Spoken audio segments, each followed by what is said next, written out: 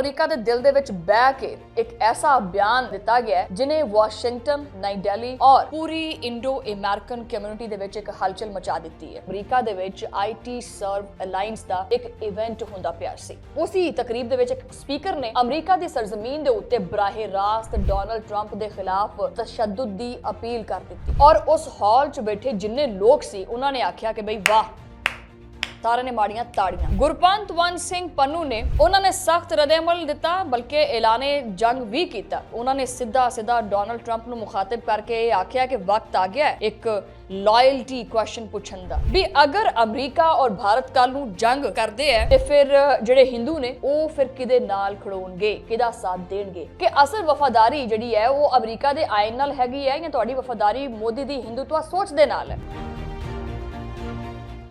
बिस्मिल्लाहिर्रहमानिर्रहीम, अस्सलाम वालेकुम नाज़रीन, तुसीं देख रहे हो 360 डिजिटल पंजाबी और मैं हाँ तुहाडी मेज़बान शुमाइला नियाज़। अज दा व्लॉग भी बड़ा खास है, बहुत ही अहम है।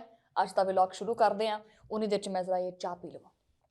लो जी, आखिरी कुट दे नाल गल हो गई है शुरू, कहानी हो गई है शुरू, लेकिन कहानी इन्नी सीधी नहीं हैगी।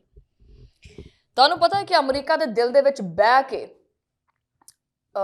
एक ऐसा बयान जिहड़ा दिता गया है जिन्हें वाशिंगटन, नई दिल्ली और पूरी इंडो अमेरिकन कम्यूनिटी दे विच एक हलचल मचा दी है। सब तो वड्डी और दिलचस्प गल यह है कि यह मामला आया एक ऐसे ग्रुप के सामने जिहड़ा कि अपने नज़रियात और अपनी सोच नूं किसी तो छुपांदा नहीं है। गल हो रही है सिक्स फॉर जस्टिस दी।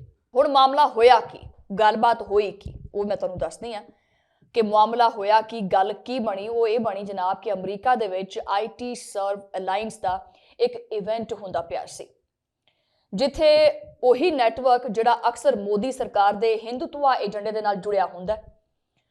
उत्थे दे उसी तकरीब दे विच एक स्पीकर ने, जी हाँ, उसी तकरीब दे विच एक स्पीकर ने अमरीका की सरजमीन के उत्ते बराह रास्त डोनल्ड ट्रंप के खिलाफ तशद्दुद की अपील कर दी और उस हॉल च बैठे जिन्ने लोग सी उन्होंने आख्या कि बई वाह, सारे ने माड़ियां ताड़ियां। जिन्हें भी वीज़ा होल्डर्स सी उन्होंने भी माड़ियां तालियां, जिवें कि कोई बहुत ही बहादुर गल की गई है। और फिर ये क्लिप जिहड़ा है वो ऑनलाइन चलता फिरदा रहा पूरे सोशल मीडिया के उत्ते और हिंदुत्व अकाउंट्स ने इनू मजीद एंपलीफाई भी किया। अच्छा, हुण इत्थे सवाल की है? इत्थे सवाल यह है कि भी इन्नी जुरत आखिर आई कित्थों आई इन्नी जुरत कि तुहानूं ये एहसास किन्ने दिलाया है कि तुसीं अमरीका दे विच बैठ के उही हरकतां करो जिहड़ियां तुसीं भारत दे विच मोदी दी सियासत नूं चमकाउण वास्ते या मोदी दी सियासत दे साए थले करदे, अमरीका विच भी वो करोगे? इदां नहीं ये चलदा इत्थे। हुण अगली गल सुणो। गुरपंत सिंह पंनू ने सख्त रद्द-ए-अमल दिता, बल्कि ऐलाने जंग भी किया, लेकिन पन्नू साहब ने गल इत्थे खत्म नहीं की। उन्होंने सीधा डोनल्ड ट्रंप नूं मुखातिब करके आख्या कि वक्त आ गया है एक लॉयल्टी क्वेश्चन पुछण दा, कि हुण वफादारी का एक सवाल पूछा जाए। और बनता भी है, वैसे जिन्हें भी लोग उत्थे अमरीका दे विच मौजूद ने, ठीक है। और सवाल सीधा है लेकिन हैगा थोड़ा जिहा तिखा, करारा जिहा करके भी अगर अमरीका और भारत कल नूं जंग करते हैं या कल नूं अमरीका ते भारत एक दूजे दे आमने सामने आंदे है ते फिर जिहड़े हिंदू ने इंडो अमरीकन जिहड़े शहरी ने वो फिर किहदे नाल खड़ोणगे, किहदा साथ देणगे? वो अमरीका दे नाल खड़े होणगे या वो मोदी सरकार दे नाल खड़े होणगे, ठीक है। ये उन्हां कोलों पुछिया जावे, उन्होंने डोनल्ड ट्रंप नूं आख्या। ये सवाल जिहड़ा है वो सिर्फ और सिर्फ सियासी नहीं हैगा, बल्कि इदा समझ लो कि यह सवाल जिहड़ा है वो इंडो अमेरिकन कम्यूनिटी की वफादारी के उत्ते बराह रास्त एक उंगली रखना भी हैगा कि तुसीं अपनी वफादारी फिर दसो ना भी जिस सरजमीन ते तुसीं रहने हैं उत्थे दे नाल तुसीं उत्थे दी सरजमीन दे नाल तुसीं लॉयल भी हैगे या नहीं। अमरीकी अवाम दे ज़हनां दे विच जिहड़ा सवाल जिहड़ा ना गर्दिश करदा पिया या गूंजदा पिया वो हुण मजीद उच्चा हुंदा पिया और गुरपंत सिंह पंनू साहब ने उस सवाल नूं, उस गूंज नूं मजीद उच्चा कीता कि असल वफादारी जिहड़ी है वो अमरीका दे आयन नाल हैगी है या तुहाडी वफादारी मोदी दी हिंदुत्व सोच दे नाल है। तुसीं फिर ये चीज़ साबित करो। और नाल ही नाल सिख फॉर जस्टिस ने अपना मौक़िफ़ भी वाज़े कर दिता है कि खालिस्तान रेफरेंडम के मुताबिक असीं एक बड़ी पुरअमन और जमहूरी तहरीक असी डंडियां सोटियां वाली जमात नहीं है, असी कोई लड़ाई झगड़े वाली जमात नहीं है, बल्कि असी अमन चाहते हैं और पुरअमन जमहूरी तहरीक चलाने हैं, अपने हकूक मंगते हैं। ਲੇਕਿਨ ਅਗਰ ਅਮਰੀਕਾ ਜੰਗ ਵਿੱਚ ਜਾਂਦਾ ਹੈ ਤੇ ਅਮਰੀਕੀ ਸਦਰ ਯਾਨੀ ਡੋਨਾਲਡ ਟਰੰਪ ਉਹ ਅਗਰ ਆਪਣੇ ਸ਼ਹਿਰੀਆਂ ਨੂੰ ਬੁਲਾਵੇ ਤਾਂ ਫਿਰ ਪ੍ਰੋ ਖਾਲਿਸਤਾਨੀ ਜਿਹੜੇ ਹੈਗੇ ਨੇ ਉਹ ਜਿੰਨੇ ਵੀ ਸਿੱਖ ਨੇ ਉਹ ਹਥਿਆਰ ਚੱਕ ਕੇ ਅਮਰੀਕੀ ਫੌਜ ਦੇ ਨਾਲ ਖੜੇ ਹੋਣਗੇ। यानी गुरपंत मान सिंह बनू साहब ने आख्या कि कल नूं अगर अमेरिका दी या भारत दी जंग हुंदी है तो असी यानी प्रो खालिस्तानी जिहड़े हैगे ने वो हथियार चक के अमरीका दे नाल खड़े होणगे।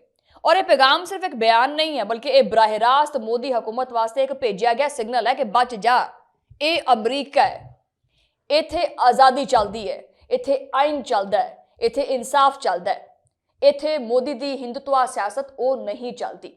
और अगर किसी ने अमरीका की मिट्टी के उत्ते बह के तशद्दुद की सियासत वेचण की कोशिश की तो फिर जो उन्होंने पूरे भार नाल सानू रोकना भी आंदा है। अच्छा हुण इस चीज़ नूं एक वसी जाविये नाल देखदे हां कि ये वाकया सिर्फ एक स्पीकर की गैर जिम्मेदाराना अल्फाज तक महदूद नहीं हैगा। ये सारा जो ना वो हिंदुत्व जी पॉलिसी है, एक जी लॉबी बनी हुई है, इहदा एक पूरा का पूरा खाका सामने रखता है जो कि अमरीका दे विच IT कंपनियां ਇਹਦੇ ਇਲਾਵਾ ਬਹੁਤ ਸਾਰੇ ਨੈਟਵਰਕਸ ਸਿਆਸੀ ਜਿਹੜੀ ਸਿਆਸੀ ਡੋਨੇਸ਼ਨਸ ਨੇ ਉਹ ਵੀ ਨੇ ਔਰ ਇਸ ਤੋਂ ਇਲਾਵਾ ਸੋਸ਼ਲ ਮੀਡੀਆ ਦੇ ਅਕਾਊਂਟਸ ਦੇ ਜ਼ਰੀਏ ਭਾਰਤ ਦਾ ਬਿਆਨੀਆ ਜਿਹੜਾ ਹੈ ਉਹ ਅਮਰੀਕਾ ਦੇ ਉੱਤੇ ਥੋਪਣ ਦੀ ਇੱਕ ਕੋਸ਼ਿਸ਼ ਕੀਤੀ ਜਾ ਰਹੀ ਹੈ। ਲੇਕਿਨ ਇੱਥੇ ਸਭ ਤੋਂ ਜ਼ਿਆਦਾ ਤਸ਼ਵੀਸ਼ਨਾਕ ਗੱਲ ਪਤਾ ਕੀ ਹੈ? ਉਹ ਇਹ ਹੈ ਕਿ ਅਗਰ ਕੋਈ ਸ਼ਖਸ ਟਰੰਪ ਵਰਗੇ ਯਾਨੀ ਅਮਰੀਕਾ ਦੇ ਸਦਰ ਦੇ ਖਿਲਾਫ ਤਸ਼ੱਦੁਦ ਦੀ ਅਪੀਲ ਕਰਾ ਕੇ ਜਾਂ ਕਰਕੇ ਤਾਲੀਆਂ ਜਿਹੜਾ ਨਾ ਉਹ ਸਮੇਟ ਸਕਦਾ ਹੈ तो कल नूं कुछ भी हो सकता है जिहड़ा मजीद इस तो ज़्यादा खतरनाक होएगा। ये मसला सिर्फ भारतीय सियासत का नहीं बल्कि अमरीका की खुद मुख्तारी का भी है और कानून की अमलदारी का भी है और कौमी सलामती वास्ते भी एक मसला बनता जा रहा है। बहरहाल अगले कुछ चंद हफ्तियां दे विच बहुत सारियां चीज़ां वाजिया हो जाणगियां, ठीक है, कि सिख फॉर जस्टिस जिहड़ी शिकायत है उहदे ते तहकीकात जिहड़ियां ने किस हद तक पूरीआं होईआं ने, हिंदुत्व जिहड़ी लॉबी है उहदा रद्द-ए-अमल की हो सकता है, ये तो आने वाले दिनों 'ਚ ही पता चलेगा। और अमरीका जिहड़ा है वो खुद इस जाविये नूं, इस चीज़ नूं, इस खबर नूं किस तरह देखता है कि उहदी सरजमीन ते बह के किहड़ा बंदा हिंदुत्व नज़रिए नूं, हिंदुत्व जिहड़ी पॉलिसी है उस दे एजेंडे नूं अगे लैके जा रहे हैं। फिलहाल इन्ना जरूर है कि सिख फॉर जस्टिस ने एक इदां दी बहस जिहड़ी ना वो खोल दित्ती है जिन्हों बंद करना हुण मोदी सरकार वास्ते बड़ा मुश्किल हुंदा जा रहा है क्योंकि ये बहस हैगी है हुण वफादारी दी, ये बहस हैगी है हुण नज़रिए दी और इहदे उत्ते अगे देख सकते हैं कि जी मजीद रद्द-ए-अमल की आंदा और इहदे उत्ते सियासत जिहड़ी है वो किहड़ी खेडी जाती है। इहदे नाल ही व्लॉग करते हैं खत्म। तुहाडे नाल मुलाकात होएगी अगले व्लॉग दे विच, उदों लई अल्लाह नी के पान।